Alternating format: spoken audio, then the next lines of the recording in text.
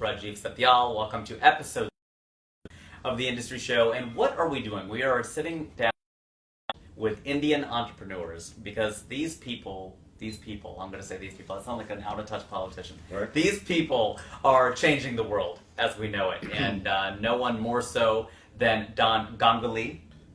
And he's sitting right here. He is the CEO of HomeUnion. We are in Irvine, California. We wanted to have the window open with the palm trees showing, but everybody was backlit and it wasn't really working out too well. And we're going to have people watching this on live stream, but as we were joking earlier, hopefully there actually aren't too many people because it's during the workday. So if everyone from your company is watching, maybe they're not doing any work. Yeah, you're killing some productive time at our company. Thanks. But real wages haven't grown in 40 years, right? We were already talking about this when we sat down. We got right into it. We got into politics, got into real estate investing, so we have a lot to cover during this time. Dr. Sanders and Trump and... Already. He's ready to go, so I don't want to hold him back at all. And I do want to say Happy Bengali New Year. Yeah, thank you. Right? It's also my birthday today. It's your birthday today? Yeah, so happy birthday to me. Happy 40th, is that about right? That's about right. Yeah, I turned 40 last month, so let's You're just not say going to look, you know. Well, you have your hair and I don't, Yeah. so you're But you got eyebrows, you know, so... This is great. He said something to me about my eyebrows. You liked them. They like my eyebrows. I mean, these old Indian goddesses, you know, That's what I want to be. the eyes and, you know... I've always gone from the Indian goddess look when I go into the spa. That's what I hold up a picture of, That's the whole baby power. Lakshmi, you know, yeah. Yeah, absolutely. Yeah. That's fantastic. Good to know. All right. Now we know why we have him on as a guest. He's a funny guy. So let's talk about your very beginning. Where were you born? I was born in a little town in India called Nagpur. Okay. At the time, it was in Madhya Pradesh, but it's in Maharashtra. With Madhya Pradesh now is Maharashtra. Okay. So my maternal grandfather was the accountant general of MP, so my mom went there, and I don't remember anything of that city, but that's where I was born. But that's where you were born. How long were you there? I wasn't there very long. I think I was just enough to get enough strength to move. I guess. Yeah. Then you crawled out of there. I just sort of don't have these memories of looking outside my crib, and I don't go back that far. Now, your memory. When is your first memory? When does your continuous memory? You know, start? when I was really small, I used to do something somewhat strange. And we had these, you know, long playing discs and records, and before I could read, I could actually go and pick those up and tell you which artist it was. So my parents would actually say, "Hey, go get this song," and I'd go get that exact song and bring it out to the drawing room for guests to look at. And for the life of me, I don't remember how I did. You were like a Dewey Decimal System. Yeah, I don't know. Yeah, probably there's some sort of texture, and 100 records or so we had. I could figure out. What's an example of a record? I mean, were these Indian records? Yeah, there were some Indian records. Some, you know, things like Cliff Richards and old Beatles. What is up with Cliff? Everyone in your generation? Should I say your generation? See, my parents are older than you. My parents are 70s, and they're no. It's because he was born in like India, Howrah or something. Cliff Richard was born in India. Yeah, he was born in like near Howrah in Calcutta. Yeah, that's where he was born. That's why they're so into Cliff. Nathan, you're nodding. Nathan's a producer of the show, and so we have Stacy in the room too. May as well acknowledge her. She's here too. So we got a party going on here. So this is going to be a long show if you start at Cliff Richard. So. Yeah, we better move forward through Cliff Richard, and we should probably. And that's a good time actually to tell you that we're brought to you. Let me at least announce our sponsors. This is important. We would not be sitting here right now if it weren't for Atlas Hospitality. It is due to their hospitality. They're the undisputed leader in California hotel sales, unrivaled market knowledge, and high reputed services. They are a must-have resource, so please check them out at atlashospitality.com. High Glow Jewelers, the online destination for all of your needs. 22 karat jewelry, your favorite brands like Omega, Mont Blanc, did I say that right? I think so, and many others. Rado, check them out at highglow.com. And finally, Abacus, the leading payroll provider since 1992. Employee background searches. Hopefully, you got to check out your employees, make sure they're not up to no good. Time and attendance sheets, and HR support center, the whole thing. Check them out at payrollprovider.com. So with that out of the way, we want to tell them a little bit about HomeUnion. Let's talk. Look, we skipped ahead from Cliff Richard to HomeUnion in case you're just joining us. It's a big chasm in between. There's a lot. A big cliff, and chasm. Talking about my high school years and stuff. But, well, did you go to high school here? No, back in India. Okay, so, when did you leave India? Early 80s, actually. Okay, early 80s, and you came here? I came to the U.S. I went to business school at Wharton. Okay. And then worked in tech for several years, lived in New York, then moved to Southern California and the palm trees, and never went back. I think you are like Trump then, because Wharton, New York City, real estate. Maybe you are Donald Trump. You could be the real thing. My investors would kick me out. I mean, we did the stock just dipped. Stop that comparison right now. We'll quit that. Plus, I don't have the lips. You know. I have the eyebrows. You gotta have something. Okay, so that's good. So tell me about HomeUnion, finally. So, HomeUnion is an interesting company. I mean, it's probably the one we've done that's closest to, adding value to the individual investor or the individual person that's looking to save and build wealth. So HomeUnion is an online real estate investment platform, and the mission of the company is to democratize real estate investments. So, Okay. and provide, good yields and asset accumulation for people in various stages of their lives, right? So if you look at, real estate, everyone sort of knows, and Trump's a good example of it, that you can make a lot of money with real estate. Sure. The problem with real estate is it's got a high barrier to entry. Mm-hmm. It's one of those, sort of like Hotel California. Sometimes you can check in any time, but you can never get You out. never right? leave, right? But even this, you can't even check in. That's right. That's the problem. Right. That's right. So, so what we've done is we've taken a playbook out of the stock market and the bond market, saying, what if we made it just as easy for investors to invest in real estate as they would buy stocks and bonds? So Wow. the HomeUnion motto is, you invest, we do the rest. So we provide you with a set of decision support tools, so where you can look at your risk, you look at your returns. So you're not really worried about, which house you're buying in Chicago, Okay. sitting in LA, but you give us your financial goals, your preferences, and what we do with that is we give you a set of assets that match that. So you might say, I have X amount to invest. There are certain properties that fit that model. We take neighborhoods and classify them from A plus to D. Okay. So we work in A plus to C. We don't go to D neighborhoods. Okay. And these are ratings that already exist out there. That we've created. Oh, that you've created. So think Okay. of it as a bond rating, right? Triple Okay. A down. Sure.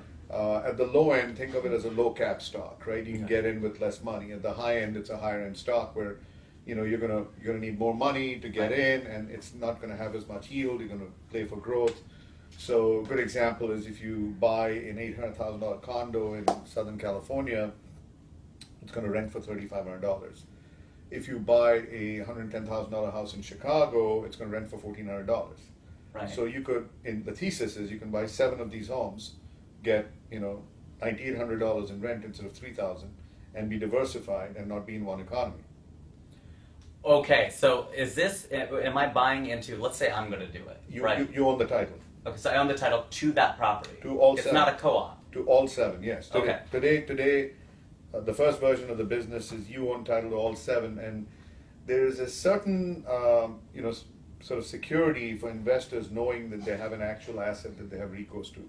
And it's not sort of Bernie Madoff at the other end of that saying, at any point this thing could go kaput. Right. And they, worst case, if the data is right, they own an asset and they can sell it and get value at some point, and hopefully it's all increasing in value. And so I would, if I came to you, or I came to the site rather. Right. So it's all online. All online. HomeUnion.com. All online. Go on, and then and if I don't need to know much about real estate, I That's just correct. know what I know. Correct. And I say I've got a certain amount of money, Correct. and then you do some kind of background check, or you do some sort of credit check, and then I go on there and I say, look, I have, let's say, $800,000 to play with. Right. And I put a certain amount down. Yes. Okay. Yeah. So here's Or how- it's like buying a mortgage. Yeah, it's like a mortgage. So here, Okay. so the government, Freddie and Fannie and the government agencies give you up to 10 loans to buy investment homes. So this is very unique, right? So you This don't. is true for everyone. It's true for everyone if you Okay. qualify, right? Okay, So you sure. get a roughly 4.5%, 30-year loan to go buy investment homes. Uh-huh. Nobody gives you a 4.5-year, 30% loan to go buy Apple or Google stock, right? Right.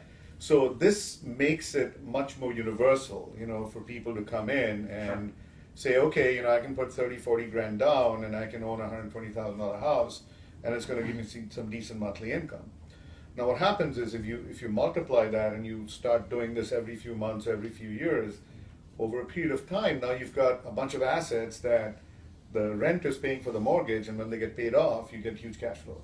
So, different types of people come to us, right? So there are retirees who need yield today. Sure, They don't have much They yield. need income, sure. They have the income, they don't have much income in their portfolio. So they're like, okay, I have money in my IRA, I want to invest into real estate, my IRA is doing nothing, it's laying eggs, not the nest egg, but They have it. laying Yeah, eggs. yeah, not a nest egg. Yeah, Yeah, exactly. right? Right. And so they invest out of the IRA into a self-directed IRA and buy real estate, returns come in tax-free to the IRA. Or they may just invest and say, I need a high yield property because I need yield. We've got young people that are coming in saying, I have enough disposable income to buy so many of these every 6 months. And so I want to stack up on a bunch of these, and when they get paid off and I'm 45, all of a sudden I got a bunch of properties that are throwing out cash, and it's giving me financial freedom. And is it good for both ends of the spectrum? Both ends. Okay. And the classic one are sort of mass affluent people who have money in Wall Street, and they're like, I don't like the sequence risk, right? I mean, the market's up, it's down, and I want to diversify. And real estate has like a negative 20% correlation to the market. So it is truly a diversified asset for these people. Sure. So they would like to then take some of their money and put it into something that's non-correlated with the stock market. Mm-hmm. And again, real estate's a good place. So all of these sort of constituencies want to invest, but there isn't an easy way for them to consume real estate. Of course. And that's what we do. Okay. Okay. So what about the things about worrying about if I take $800,000, I buy a place here, and not to live in, it's not a primary residence, but it's I live in Studio City and I buy something down the street, I know it, I can see it, whatever. What about that concern of going, well, oh, this thing's all the way in Chicago? It's only in the States, right? Yes, okay. Today it's only in the States. Now we manage all aspects of it, right? So when you're in the stock market, you don't say I need to live in Atlanta to buy Coke stock, right? I mean, it's not true. What do you talk about? So in real estate, the fact that the property is close to you doesn't mean it's safe. It just means that you know something about it. Sure. And that's what makes you feel it's safe, because you've seen it, you know the neighborhood, but it's not necessarily the best investment you could make with your money. This is like a Bronx Tale. Did you ever see that movie with Chaz Palminteri? He talks about having to be in the neighborhood. He needs to be close to what's going on. He's a mob boss. Yeah. Maybe you are Don Ganguly. Don is kind of a. That's true. Maybe I'm Robin Hood. Maybe Robin Hood. That's good. But you're feeding the poor. I'm feeding everybody that needs to be fed. I'm on board. So to answer your question, you don't have to be close to No, yeah. So what we do is, from taking your preferences, selecting the assets that match it, we acquire them for you on your behalf. Mm-hmm. So we have not only the analytics and the data and the decision sciences, we have employees on the ground in all the locations where we source assets. Okay. We have management on the ground in all these places. So we acquire the asset for you, we renovate the asset, we manage it for you. We do the full, soup to nuts, and when you get ready to sell it, we can trade it on the platform to another investor. Right, and there's a market really. There's a built-in market. So all you really have to do is qualify for a loan or have proof of funds, and have an idea of how, what real estate's going to do to your life. Why are you here? Example: a lot of doctors come to us because they see their income going down because of various healthcare, situations. So they're like, I know in 15 years my income's going to go down. So right now, if I buy a bunch of assets, I pay them off in 15 years, I can get that supplement. While I have the money. Sure. So I don't need money for the next 15 years, so I don't need properties giving me a bunch of cash, but as long as I can pay for a bunch of them, and the rent keeps me whole on the mortgage, then I'm pretty much done. Sure. So it's different strokes for different folks, but it's really something there for everyone. And when I look at something like this, I wish I had, started doing this in my 20s. Sure. Because by the time you reach a certain age, you could be earning thousands of dollars that are backed up by real assets. It's a real asset. It's a real thing. Yeah. And people who get it do it, but most people know about it but can't get to it. So, and that's your barrier to entry you're talking about. So, are you the first? Are you the only? I mean, you mentioned you wish you could have done this before. Obviously, the internet wasn't there when you. I'm not going to say how long ago that was for you, but obviously this didn't exist then. I mean, or who are your competitors in the market?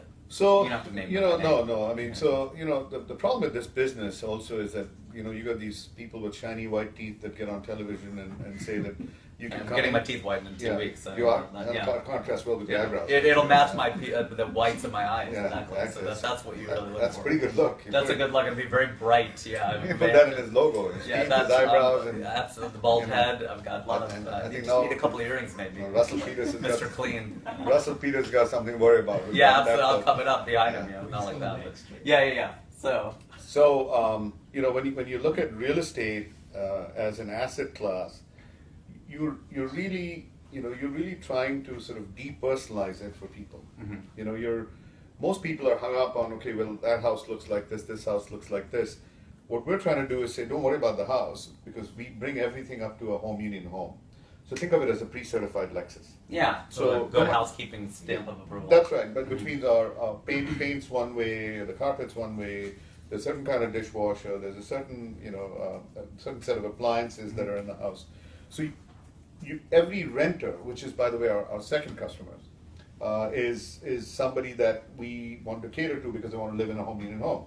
So you as an investor, your money comes from the renter, right? So we want that renter to be happy, and they're living in a home of a certain standard. So we do both of those type of things. And so do you get the renters for us? We do the whole thing. I mean, yeah, absolutely. Well, I mean, that's a huge part Yeah, of it. so that's what I'm saying. You do the contracts with them and the whole thing. We do the contracts, we manage it, we do the day-to-day management, we show up at 2 a.m. when there's a leak in the faucet. I mean, all of that stuff is done through our property management operations. Okay.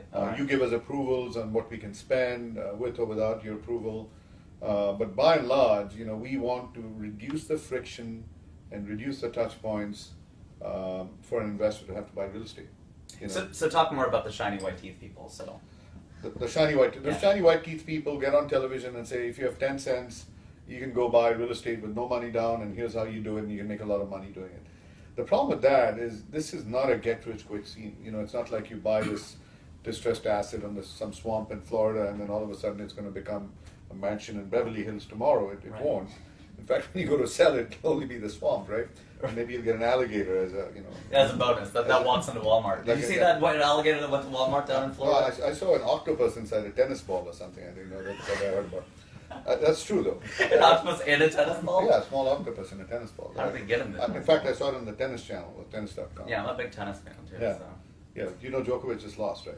He just lost. Yeah, that's no joke. It's in his first game. Yeah. Anyway, really I don't want to. You know, the first person I ever did stand up for, this is really true, was Pete Sampras. When he was #1 tennis player in the world, first time I ever did stand up was in the player locker room for Pete Sampras. Did you really? Yeah. So there's a little tennis tidbit. Did he laugh or win afterwards? He laughed. It was after his match, so we have no idea if it put him in a good mood or not.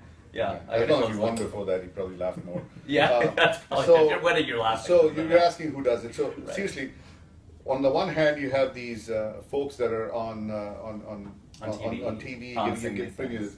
Then you've got local developers that are getting properties and saying, here's a bunch of properties, and here's a property manager. Buy these properties, and such will manage it for you.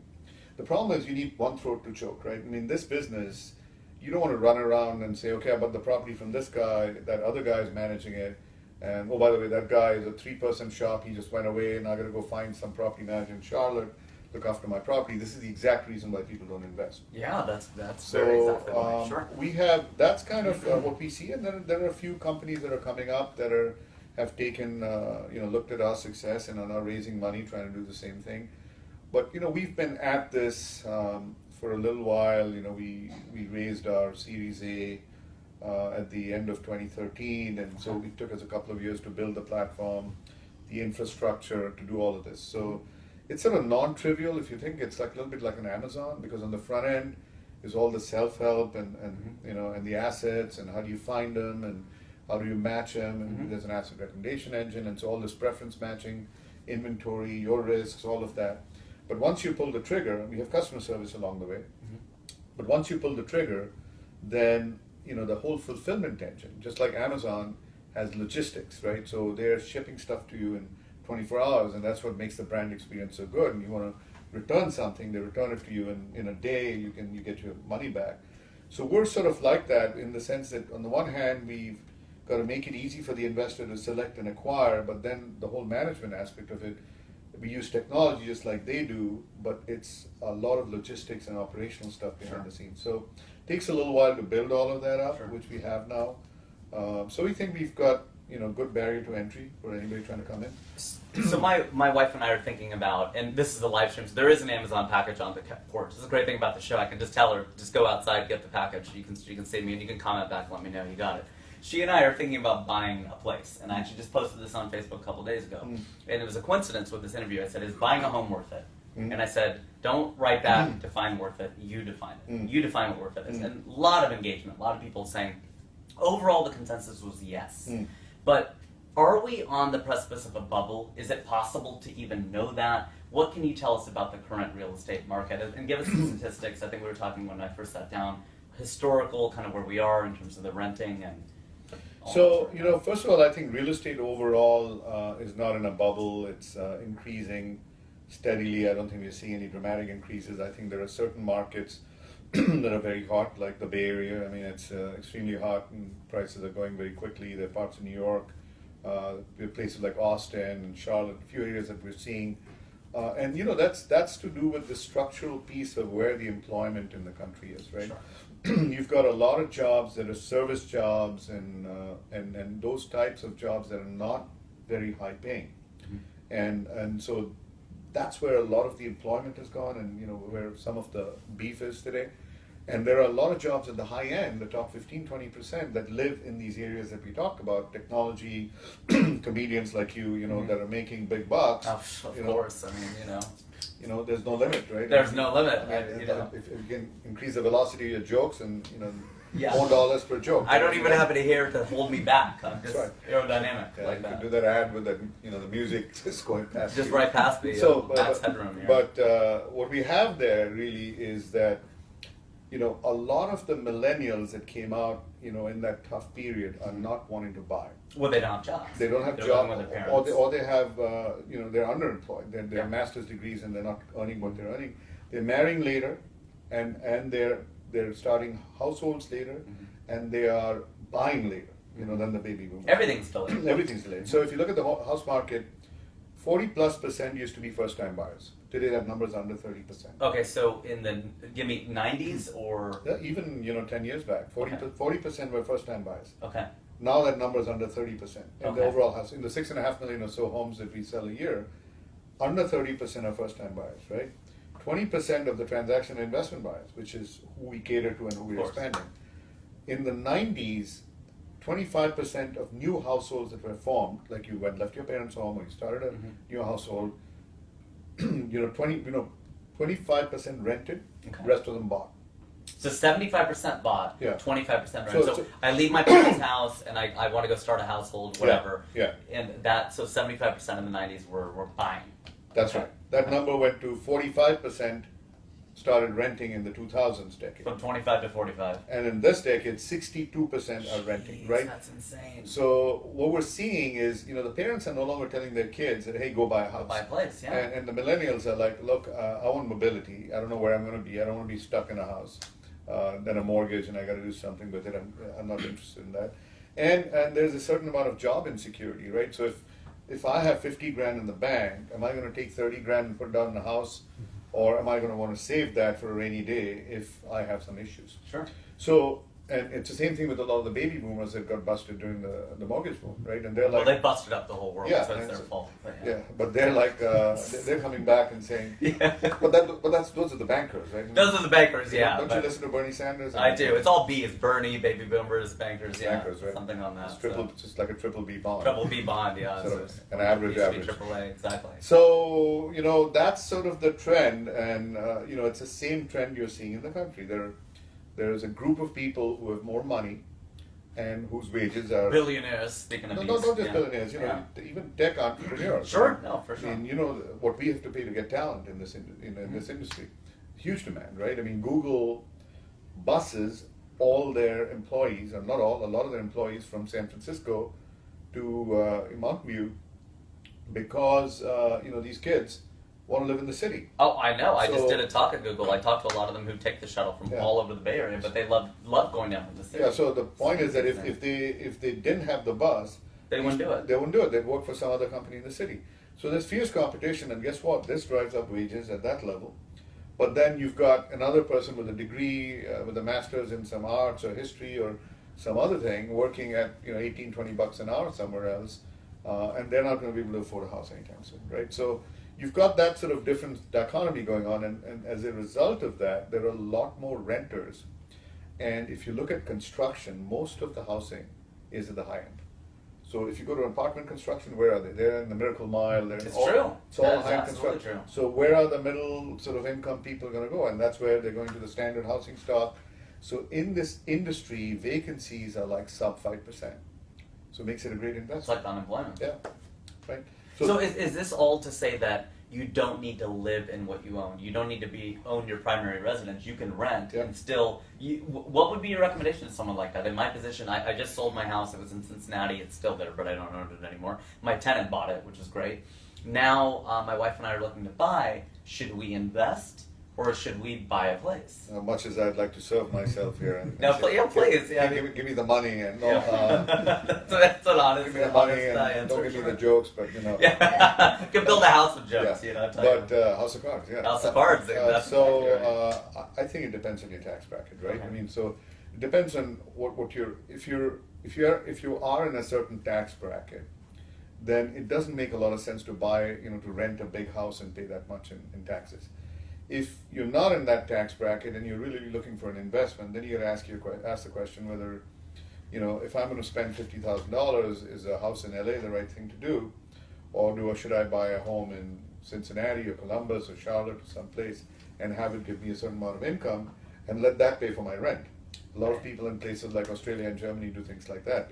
In Australia, 50% of the market is investors, people buying investment properties. 50%. 50%, it's huge. What's that number here? It's less here. I mean, 20% of annual transactions are investor transactions. Okay, so that's pretty big. Yeah, it's a big number, but you got 16 million investment homes out of a total stock of 110. So it's not a bad number, but it is a low number because of the reason we're talking about. Mm-hmm. It's not easy to get into, Mm-hmm. and so our goal is to make that to make it easy, to democratize. So I don't know if I answered your question, but if you're going to buy a high-end house and you're going to have a big rental nut, then you're better off, buying that and taking the tax break on it and letting that property appreciate and getting you something. But if you're going to not buy something like that and you're looking at buying a condo, you're better off renting and then using that money and investing it around the country and then letting that cash flow help you out. So this is fantastic. I feel like I have a much better idea of what this is. And it's a pretty difficult thing to explain, and you've done it wonderfully, which is why you started it, I'm sure. Let's talk a little bit about starting it. How old were you? Because this is a show for entrepreneurs, and trying to get to that very beginning of launching this idea. What was it like? Tell me, trace that process for me. Roughly when was it? I think it was about 4 or 5 years ago, and we had a startup before this, which was in the real estate finance space, and we had a sort of ringside seat to the feeding frenzy and the mortgage boom and the bust afterwards. So this is about 2011. Yeah, and so when we looked at this, we said, hey, looks like a lot of people are getting kicked out of houses. 6 million people, they're going to rent because they want to live in houses, and the child doesn't know whether dad owns or rents, but they're used to living in the house now. Right. So when we looked at that market, that's when we started looking at and saying, gee, this is a fairly large market, very suboptimal, very local, very fragmented, not enough information. So we sort of had an Uber moment. People are hailing these taxi cabs and they don't know how to get them, really. Right. Why don't I make it easy for them to get transportation? So we were saying, people are buying, so we're not creating this market, right? I mean, Uber didn't create the transportation market. People were hailing cabs, they just expanded it. So when you're drunk in a bar, you can call Uber and 7 nights a week. So I'm sure they expanded beer sales or whatever it is as part of this. Well, but that is what happens, because when you call an Uber or a Lyft, what happens is you go out and you think, okay, now I need to drink enough to justify the ride home. Otherwise, I would have I would have driven. So if I was, Glenlivet or one of these things, I'd probably take a stake in Uber, right? I mean, absolutely, they're actually helping my cause completely. 100%. So we had that moment, and we said, look. So if we can make it transparent and easy and make real estate investing as simple as investing in stocks and bonds, then it's something that people always want to do. And it's borne out so far. The interesting thing is we thought we would disrupt this existing market of people buying locally, and they're coming to us, but a lot of people that are coming to us haven't invested in real estate before. They're like, we always wanted to do this, but it's such a pain in the neck business, now we can do it. Mm-hmm. Because I don't want to go through any of the hassles, but I want to own real estate. Pain in the neck. One throat to choke. That's right. That's good. I like that. One throat to choke. You need to get to the person who's accountable. That's right. That's really what it's about. Not what the doctors would want you to say as an analogy, but I mean. But no, you'll give them business. You choke someone's throat, the person has to go to the hospital. Yeah. Doctors get business. It's kind of a rising tide. Doctors, liquor companies, everyone. It's a rising tide lifts all boats. So this is great. So what was the first thing? We got to wrap up soon because we're coming up on 30 minutes. But what was the first thing you did then? I mean, you recognized this. You had your Uber moment. You did what? Did you start local? Did you start down here? No, what we did is we actually raised a little seed money, put in some money ourselves, and we created a little portal. And we went to 1 or 2 places where people had ready properties, and we marketed, and we found people were buying. So, we wanted to test the hypotheses, which is, would people buy remotely if they had enough information, if they felt comfortable with it, if they could trust you. And we found that, if, as long as we provided the data and these were performing properties and people would come in and they were making the purchase. So we said, hey, the model works.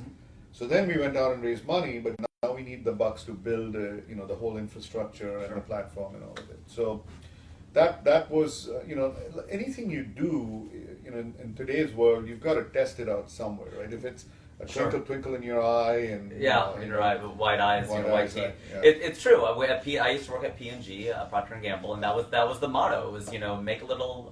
What was it? Make a little, sell a little, learn a lot. That's right. And you start small and you scale. That's right. That's really exactly right. You got. And you see some of the corner cases. You see some mistakes you could make. Sure. And then from there, you sort of. The new word is pivot. The old word is I screwed up. Yeah, that's what I say. I say pivot is just a modern word for fail. Yeah. Like people, I pivoted. No, you failed. And the VCs are what kind of businesses? You haven't even pivoted 3 times in the last year. So right. Clearly, you must not be taking enough chances. No, absolutely. In the old days, it was like, how many times have you screwed up already? And no, totally. Like, it's all changed. It's like tennis. The more you, if you're never double faulting, you're not serving hard. Yeah, that's right. That's 100%. Nothing. So pivoting and talking about insecurities and how businesses can and fail, and what the economy is doing. How does it feel as an entrepreneur to be responsible for a lot of the jobs? You really are a lot in the moment. It's like asking, taking an Indian analogy, asking a sitar player, saying, how do you feel with this audience in front of you?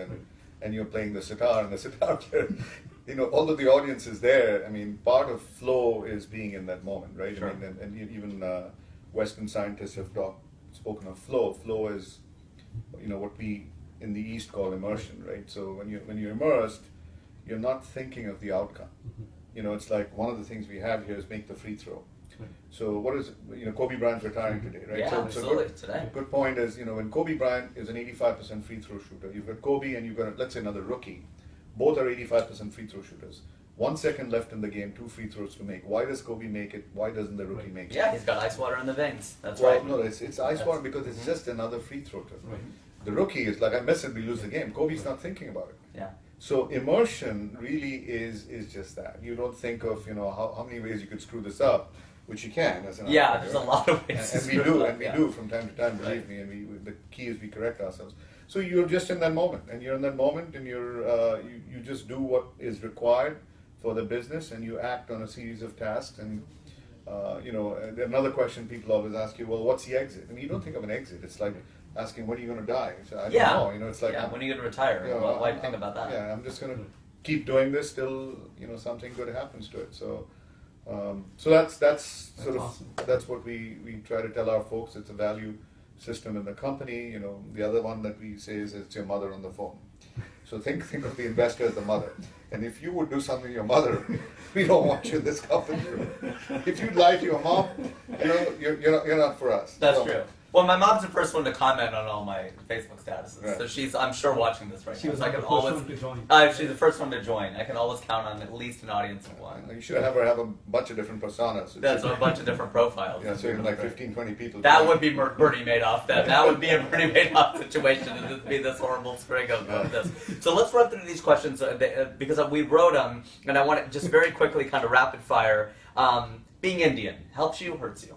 I think today it helps you because Indian entrepreneurs are recognized as someone that's frugal, is not going to come into work in a Rolls Royce, and, has a good blend of the analytical and an understanding. Most of us are engineers or reformed engineers. Yeah. Like myself. What kind? Mine was metallurgical. Me too. No way. Material science. Yeah, I was a material science engineer. That mean I could be a comedian too? Yeah, I guess so. It gives you material. There you go. Absolutely. Wow. In a scientific way. In a scientific way. Don't steal mine. Get it? Steal. That's a metallurgy joke. So Okay. I think it's a positive. I think as an entrepreneur, I was seeing some stats of, you guys had some stats of what percentage of businesses are started by Indians, and so I think it's a good brand there today, being Indian. I absolutely think so. In one word, what are you? I think I'm a creative stream of consciousness guy. I'm an entrepreneur, wow. which is what an entrepreneur is. I think that's what drives me. People that write books, people, draw paintings, and I think for us, people like us, we like to create companies and do something meaningful. Yeah. Have you made it?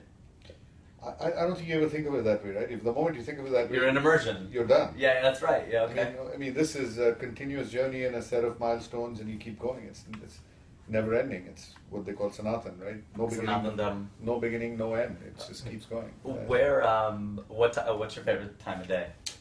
I would say it's twilight. It's transition, right? If you wake up, you don't know if it's morning. If you don't know it's night, you just know it's in between. And I think a lot of life is like that. We are in transition. We just don't know it. Right?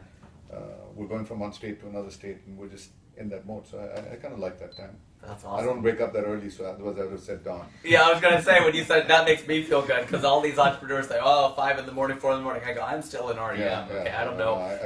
If I have to get up tomorrow morning at 6 o'clock, I would just stay up. I would not try to get up. Or go to sleep now. Or go to sleep now and get up later. Get your 14 hours. My 14 hours of sleep that way. That is, I'm telling you, metallurgy, we got a lot of neurons firing. They're firing. What was that joke? A photon walks into a hotel and then the clerk says, why the long face? No, that's a horse joke. That's a horse joke. That's a horse in the bar. It says, do you have any luggage to check? And the photon says, no, I'm traveling late. So stupid. That's good. On that note, okay, we'll stop the questions. This is great. We could keep going, but you're an amazing interviewee. We really appreciate you joining us today. I had memorized all of that. I was going to say, we'd already run this 3 times. You know? So you can create places. This is fully, that's right. Fully scripted. Yeah, I know. When I need to be interviewed, we'll come down and have Mr. Ganguly do it. Where can people find it? HomeUnion.com. Is that correct? HomeUnion.com. That's it. You come to HomeUnion.com, check us out. And it's the homepage. It's a homepage. It's the homepage. We want to thank our sponsors one more time: Atlas Hospitality, the undisputed leader in California hotel sales, unrivaled market knowledge, and high reputable services. Check them out at atlashospitality.com. Abacus, which is the leading payroll service provider since 1992. They do time and talent. They do HR service center, all this stuff. Check them out at payrollprovider.com. And finally, High-Glow Jewelers, 22-karat jewelry, gold, and Omega, Montblanc. I love saying that in the French way, if I said that right. Rado, and many others. Check them out at highglow.com. Anything else to add? I think we've covered it. We were supposed to stop at 30, but I couldn't stop. I think one of your questions I think that you always get asked is what advice would you have for entrepreneurs, and I think it's an important one to put it out there. That you can't do anything without real passion for an idea, and I think the bigger the idea is, the better off you are, and so don't lose sight of that. Keep chasing it, and the idea is good. You may fall down 50 times, but you got to go make it happen. Get up 51. Yeah, that's really the key, right? Yeah. So, want to thank everyone. Thank you, Stacey, for getting us in. Nathan, the producer, our sponsors, our viewers, my mom, my wife, who hopefully got the Amazon.com package. Kobe Bryant, last day. Happy Bengali New Year. I think happy birthday. Thank you. Thank you, Nathan. Happy birthday. It's confluence of so many things. So many things today. April 13th, 14th. 13th. 13th. That is the 13th today. All right, it's fine. Wednesday the 13th. I'm having so much fun today. I lose track of the day. So it's very taxing. Thank you very much, everyone, for joining us on the Industry Show. I've been your host, Rajiv, and I still am.